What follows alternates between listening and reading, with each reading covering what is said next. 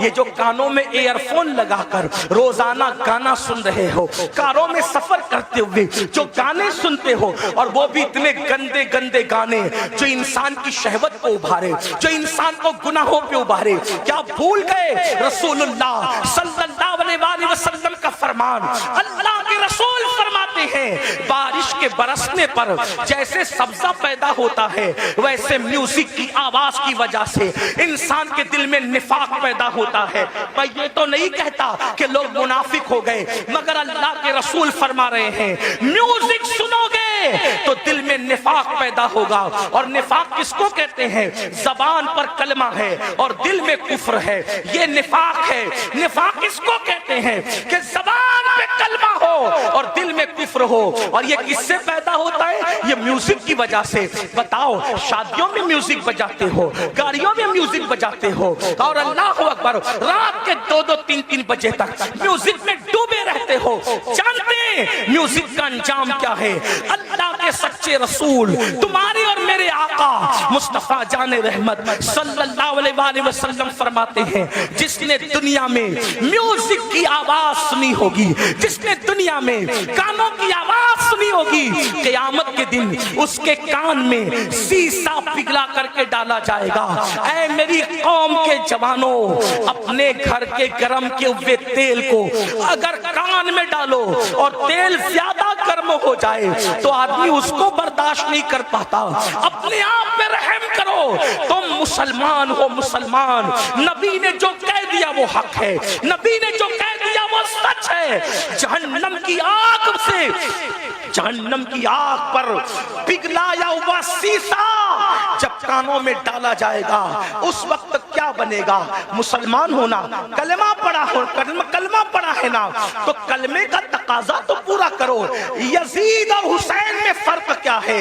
Yazid कलमा पढ़ के कह रहा है सब चलता है, और हुसैन की फिक्र ये है सब नहीं चलेगा, सिर्फ मेरे नाना की शरीयत चलेगी।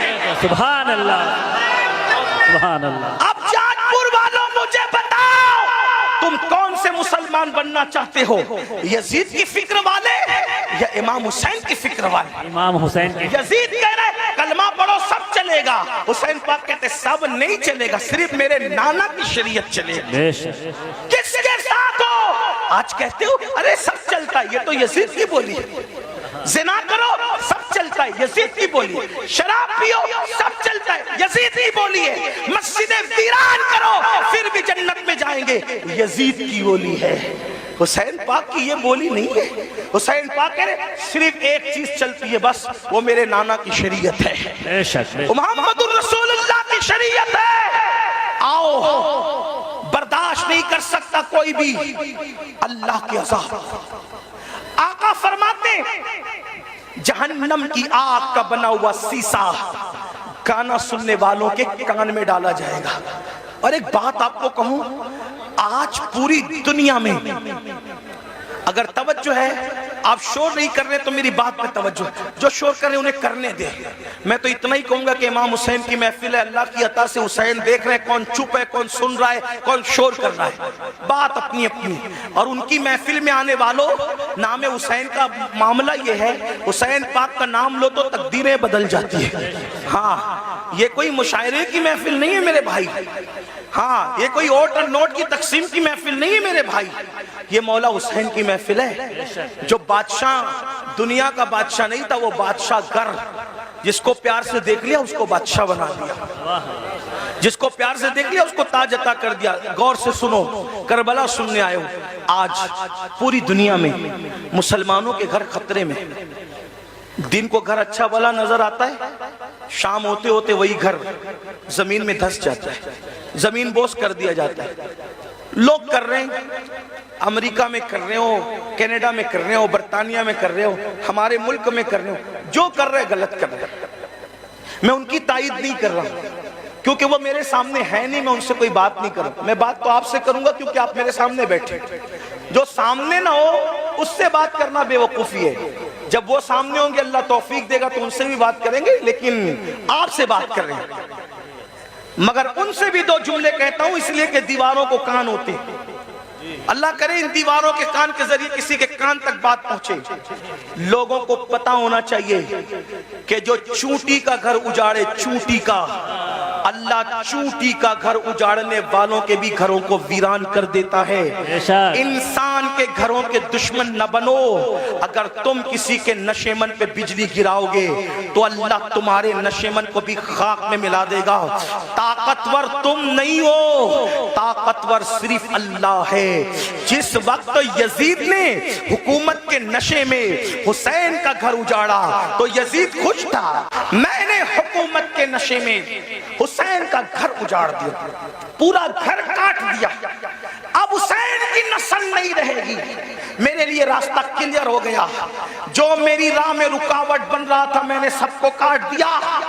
लेकिन वो 8, 12 या 14 बेटों का बाप था यजीद। 8, 12, 3 रिवायतें या 14 बेटों का बाप था और हट्टे कट्टे बेटे रखता था। और हुसैन की नस्ल के बारे में उसको ये बुग़्ज़ था कि मेरी हुकूमत में जो चीज रुकावट है मैंने खत्म कर दिया। मगर कुदरत ने बताया यजीद तू ताकतवर नहीं है, ताकतवर अल्लाह है। 14 बेटे छोड़ के मरा था, आज नस्ल नजर नहीं आती। हुसैन एक बीमार छोड़ के गए, कोई मोहल्ला नजर नहीं आता जहां हुसैन की औलाद मौजूद है। सुभान अल्लाह, सुभान नारे तकबीर, नारे रिसालत, शोहदाए करबला कॉन्फ्रेंस, सरजमीने जस्ब। जमीन के अंदर भी अच्छे औलाद हुसैन सो रही है और जमीन के ऊपर भी अच्छे औलाद हुसैन नजर आ रही है।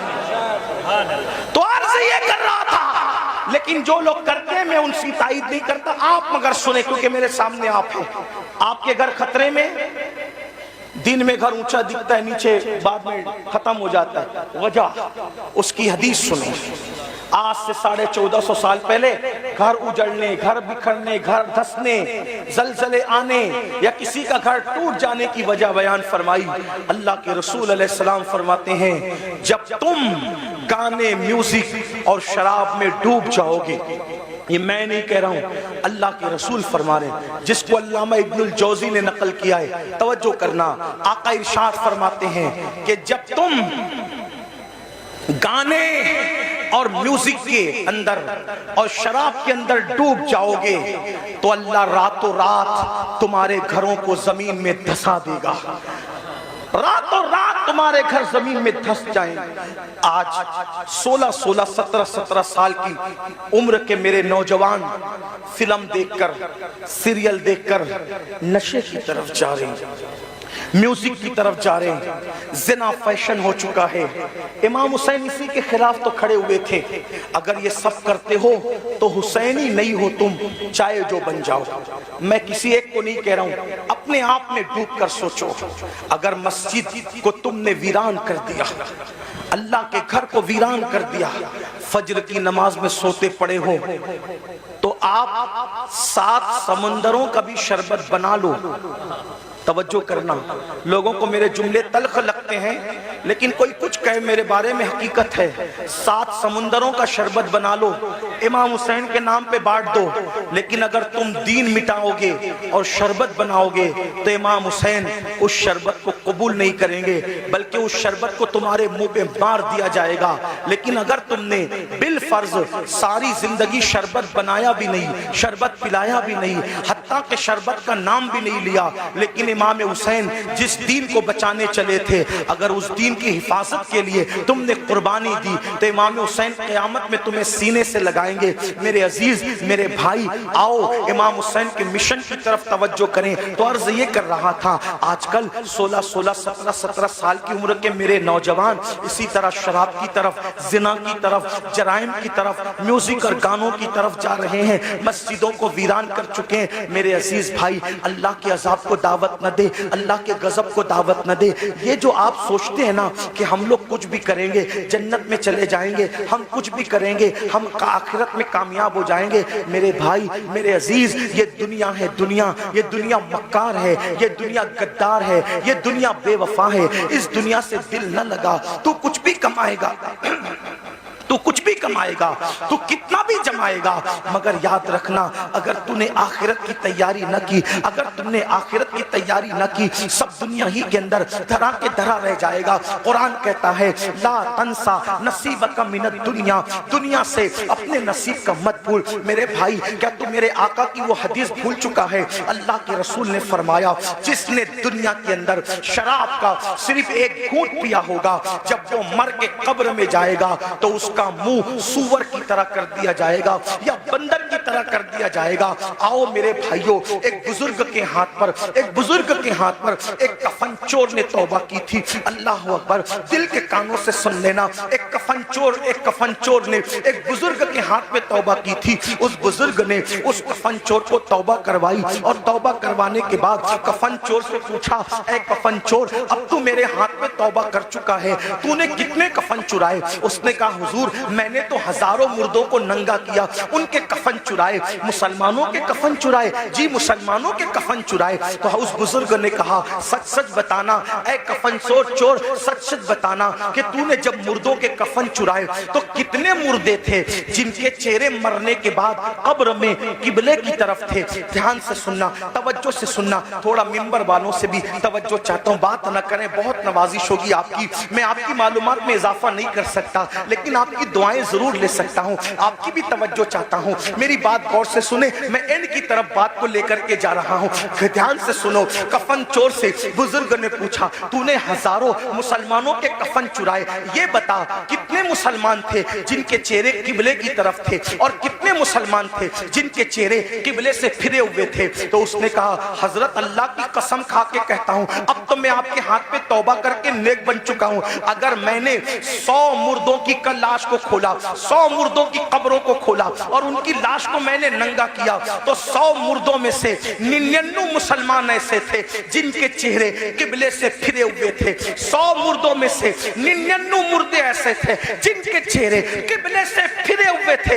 एक मुसलमान मिलता था 100 में एक जिसका चेहरा किबले की तरफ होता था। उस बुजुर्ग ने अपने पीरो मुर्शिद को खत लिखा, हुजूर ये बताएं, अल्लाह अकबर, हुजूर ये बताएं, हुजूर ये बताएं कि मरने के बाद लोगों के चेहरे कब्रों में क्यों फिर जाते हैं, कब्रों में क्यों फिर जाते हैं? बुजुर्ग ने लिखा, बेटा जो लोग दुनिया में रसूलुल्लाह की सुन्नत से मुंह फेर लेते हैं, जो लोग दुनिया में रसूलुल्लाह की सुन्नत से मुंह फेर लेते हैं, मरने के बाद उनके चेहरे किबले की तरफ नहीं होते। ऐ मेरी कौम के जवानों, क्या डर नहीं लगता, क्या कब्र में नहीं जाना कि जब सुन्नत से कोई मुंह फेरे तो उसका चेहरा मरने के बाद किबले की तरफ नहीं होगा? अब आप क्या समझते, कहते अब मौलाना अल्लाह रहीम है, अल्लाह करीम है, सत्तार है, गफ्फार है। अरे ये बात मौलाना को आपसे ज्यादा समझती है कि अल्लाह रहीम है, करीम है, सत्तार है, गफ्फार है। लेकिन आपको पूछना चाहता हूँ, आप मुझे बताएं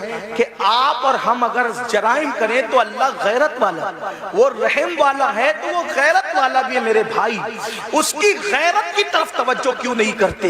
सिर्फ सुन्नत छोड़ने पर जब वो मुंह किबले की तरफ रखना गवारा न करे तो वो जन्नत के अंदर कैसे दाखिल करेगा? उसकी खुफिया तदबीर से डरो कि दुनिया में पहली और आखिरी बार आए हो। मुशरिकीन को देखकर, मुनकिरीन इस्लाम को देखकर उनकी तरह नंगा नाच न करो, उनकी तरह जुल्म न करो कि जब इंसान सुन्नत से मुंह फेर ले तो अल्लाह तबारक व तआला उसका मुंह काबे की तरफ रखना गवारा नहीं करता। काबे की तरफ मुंह रखना गवारा नहीं करता, अल्लाह जन्नत में उसको कैसे डालेगा?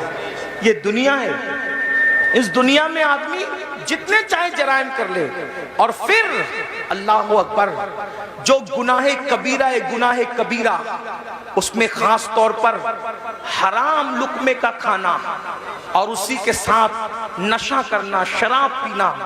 आज नशा मुस्लिम सोसाइटी के अंदर सोची समझी साजिश के तहत प्रमोट किया जा रहा है। कौन लोग प्रमोट कर रहे हैं हमें नहीं पता, इंशाअल्लाह हमारे मुल्क की जो इदारे हैं, जासूस इदारे, वो उसकी तहकीक करेंगे कौन है दुश्मन मुल्क और मिल्लत का। ये बात तय होगी बाद में, लेकिन खास तौर पर मुस्लिम समाज में नशे को प्रमोट किया जा रहा है। जो बाप हैं, जो सरपरस्त हैं, जो जिम्मेदार हैं, वो ध्यान से सुने कि बाज़ाब्ता तौर पर वो बच्चे जो अच्छे ज़हीन बच्चे हैं, जो तालीम के लिए बहुत ज्यादा होशियार हैं, ऐसे बच्चों को टारगेट किया जाता है और उनको पहले फ्री में एमडी और उस जैसी दवाइयां चटाई जाती है, उनसे पहले दोस्ती की जाती है, फिर उनको वो चटाया जाता है। एक दो बार जब इंसान उसको चाटता है और फिर नींद गहरी आती है और उसके जो असरात होते हैं, फिर इंसान अब उसको हासिल करने की कोशिश करता है, तो फिर महंगे से महंगे दाम में उसको बेचा जाता है। तो पैसा भी बर्बाद, जिंदगी भी बर्बाद। ऐ मुसलमानों, अपने बच्चों को कीमती से कीमती लिबास दो, अपने बच्चों को अच्छे से अच्छा खिलाओ, अपने बच्चों के हर शौक पूरे करो, लेकिन उस पर औकाब की तरह नजर रखो कि तुम्हारे बच्चे किसकी सोहबत में बैठते हैं, किसके पास बैठते हैं, किसके साथ रहते हैं। याद रखना, मुसलमानों के टैलेंट से लोगों को बहुत खौफ है, इसलिए कि ये मुल्क ही नहीं बल्कि दुनिया के तमाम ममालिक पर अगर सैकड़ों साल अगर किसी ने हुकूमत की है तो वो सिर्फ ला इलाहा इल्लल्लाह पढ़ने वाली कौम है। मुसलमानों को हुकूमत करने का शऊर आता है, मुसलमानों को सियासत करने का शऊर आता है, मुसलमानों को तिजारत करने का शऊर आता है। दुनिया जानती है जिस दिन मुसलमान तिजारत की मंडी में डट जाएगा, किसी माँ ने ऐसा लाल पैदा नहीं किया जो वो मुसलमान का मुकाबला कर सके। जब हम ताजिर थे, हमारे मुकाबले में कोई ताजिर नहीं था।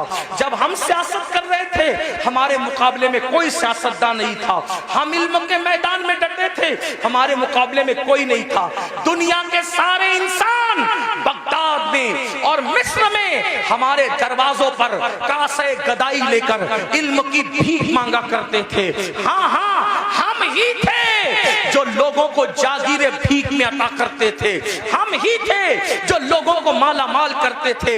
ऐ मेरी कौम के जवानों, लोगों को तुम्हारे टैलेंट से खतरा है, इनको पढ़ने मत दो, इनको आगे बढ़ने मत दो, इनको तिजारत करने मत दो, इनको जो है माश और मैशत की तरफ आगे बढ़ने मत दो, इनको गानों का आदी बना दो, इनको गेम का आदी बना दो, इनको नशे का आदी बना दो, इनको शराब का आदी बना दो।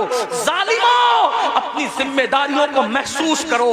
ये खिलौना मोबाइल का जो तुम्हारे हाथ में दे दिया गया है और अलग अलग गेम्स तुम्हें ला करके दे दिए गए हैं, कब तक गेम में डूबे रहोगे?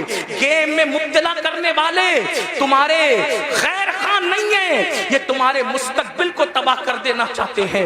नशे में डुबाने वाले तुम्हारे खैर खान नहीं है, ये तुम्हारे मुस्तकबिल को बर्बाद कर देना चाहते हैं। ऐ मेरी कौम के जवानों, हम गेम खेलने वाले लोग नहीं हैं, हम गेम खेलने वाले लोग नहीं हैं। हम तो नाखुने तदबीर से उम्मत की बिखरी हुई जुल्फों को संवारने वाले लोग हैं। हम तो कौमों के मुस्तकबिल को ताबनाक बनाने वाले लोग हैं। नौजवान किसी कौम का सरमाया होता है। अगर नशा करोगे, खुद की फिक्र नहीं होगी, माँ बाप की फिक्र क्या करोगे? नशा करोगे, खुद की फिक्र नहीं होगी, औलाद की फिक्र क्या करोगे? नशा करोगे, खुद की फिक्र नहीं होगी, अपनी कौम की फिक्र क्या करोगे? मुसलमान नौजवानों, हमारा जवान खुद भी बढ़ने वाला है, कौम को भी आगे बढ़ाने वाला है। फिक्र करो, अपनी कौम को आगे बढ़ाओ। जानते हैं, जब तक नशा हमारे समाज में नहीं था, कौम इतनी गरीब नहीं थी। आज एक सर्वे बताऊं, पूरे हिंदुस्तान में मैं हुजूर अलैहिस्सलाम की नालैन के सदके जाता हूं, अमीरों के यहां भी रुकता हूं, गरीबों से भी मेरे ताल्लुकात है। आपको बताऊं, आज हर बाप की शिकायत यह है कि बूढ़ा बाप कमा रहा है, जवान लड़के नहीं कमा रहे। जवान लड़के फुजूल घूमते हैं, टी शर्ट पहन लिया, जींस पहन लिया, अच्छी बाइक पर नंगा नवाब किले पे घर, यानी उसके जैसा कोई नहीं। मुसलमानों, अपने बूढ़े बाप पे बोझ मत बनो।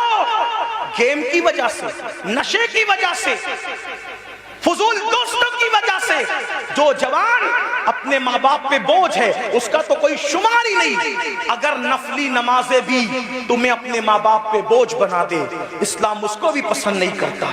मैं जिम्मेदारी से अर्ज करता हूँ, हालांकि नमाज मेरा टॉपिक है, मैं जब भी किसी जगह गुफ्तगू करता हूँ बगैर नमाज की फजीलत के मैं उन्वान मुकम्मल नहीं करता, मैंने अपने ऊपर लाजिम कर रखा है। लेकिन एक बात कहूँ, फारूक आजम के दौर में एक जवान था जो रात दिन मस्जिद में पड़ा रहता था, वो फारूक आजम थे। फारूक आजम थे, किसी की रियायत कभी नहीं की। फारूक आजम ने देखा एक जवान है रात दिन मस्जिद में पड़ा रहता है, उसको पूछा तू रात दिन मस्जिद में पड़ा रहता है, तेरे घर का खर्चा कैसे चलता है, ये बता, तेरे घर के अखराजात कैसे निकलते हैं। तो उसने क्या कहा, हजरत मेरा एक भाई है और वो मेरी तरह मस्जिद में पड़ा नहीं रहता, अजान होती है मस्जिद में आता है, नमाज पढ़ के फौरन चला जाता है, और वो इतनी मेहनत करता है